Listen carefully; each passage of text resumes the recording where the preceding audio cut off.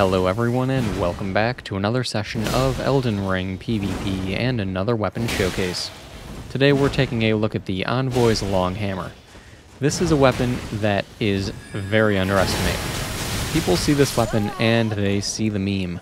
They don't see this weapon for what it is, and what it is a very dangerous Doot hammer. This thing is phenomenal. It is a very fun weapon to use. Aside from the fact that Bubble Shower is just a silly skill to have, the weapon itself is actually quite good in its own right, even outside of that unique skill. So let's go ahead and get started with the basics. This weapon is dropped by the enemies who wield it. They are in two locations, either in the capital or in the Halig tree.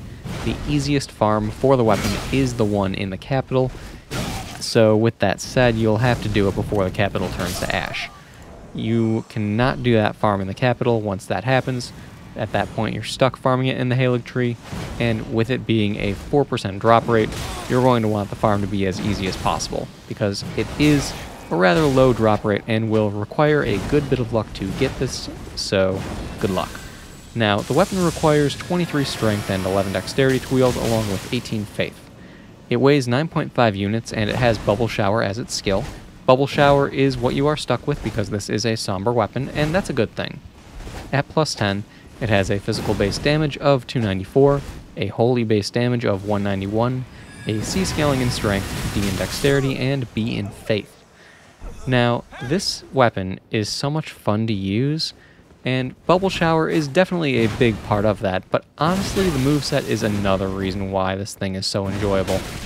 With the moveset, I would say that a couple of attacks that are really useful with it are actually your just plain old two-handed R1s. The two-handed R1 spam is surprisingly quick, and people generally don't expect it. That said, because they don't expect it, they'll walk into attacks more often than you'd expect. Aside from that, though, the two-handed R2s are actually quite good as well. With the two-handed R2s, if you have someone trying to roll behind you or to your side, if you unlock and go for the first two-handed R2, you'll turn towards them, and it works out quite well.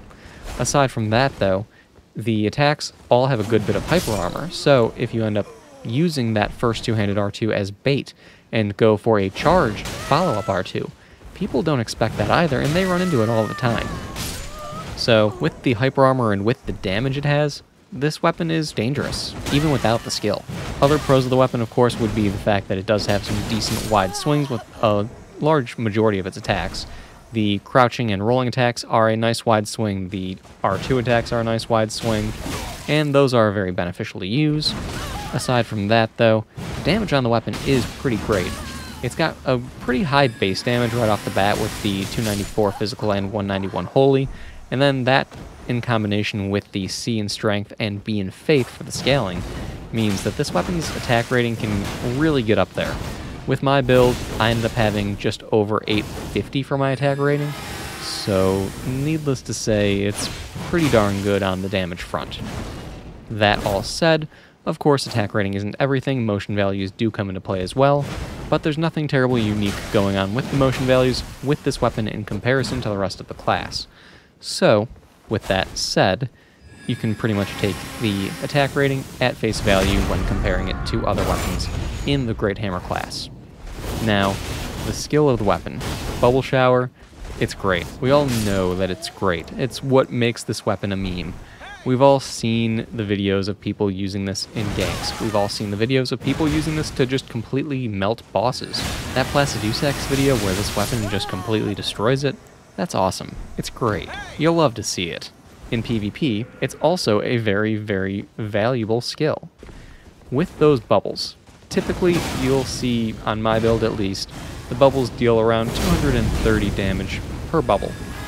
That's pretty decent. If you add on something that increases your holy damage, that will increase the amount of damage per bubble as well. With that said, something like the Sacred Scorpion Charm typically increases the damage per bubble by around 20. That's been my experience with it, and that's what I've seen. That said, 20 damage per bubble doesn't sound like very much until you consider the sheer quantity of bubbles. At that point, it ends up being quite a lot. And with that said, you can increase the amount of damage you deal with those bubbles even further. You can use the tier in your flask, in your physic, that increases your holy damage. That will increase your bubble damage. Or you can use the Envoy crown, which will actually increase the bubble damage by 15%. Or you could just stack all of that together and throw on the Shard of Alexander as well. I was using the Shard of Alexander with that quote of 230 damage roughly per bubble.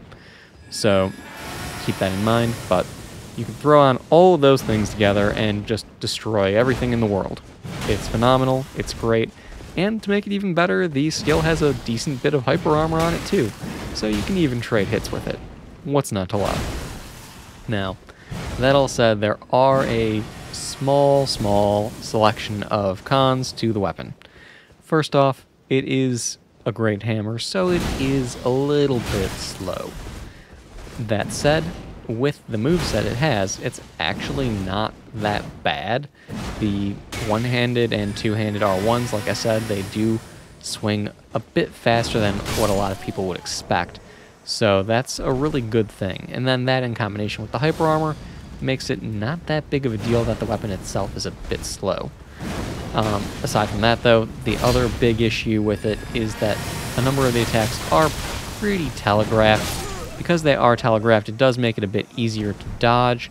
However, what I've found is that even though some of the attacks can be easy to dodge, if you just keep spamming, people will just run into you because they don't expect you to spam with a heavy weapon. Because who would be sane enough, or insane enough rather, to do that? I'm just saying, it works. Other than that though, the only other con that I have for this weapon is that it takes forever to farm. This thing with its 4% drop rate, you'll be there for a minute, to say the least. But if that's all that is bad about the weapon, that means it's a darn good weapon. So, that's all I've got. There's one fight left after this though. I hope you all have enjoyed this video. I hope you enjoyed this last fight that's about to start.